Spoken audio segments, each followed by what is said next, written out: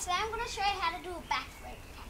Now the aim to backflip, you should have to jump as high as you can and try to get at least 10 jumps in, especially if you're one of your first goes. And then, when you're ready to jump, make sure behind you that you've got a clear enough room just in case you fall back. And when you jump, you have to push off, flick it head backwards. You'll think when you start landing it, you may land like this,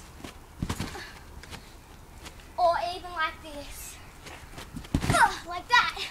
But it doesn't matter. You just keep practicing. Once you get really good at it, like me, you can start trying to land on flat like this,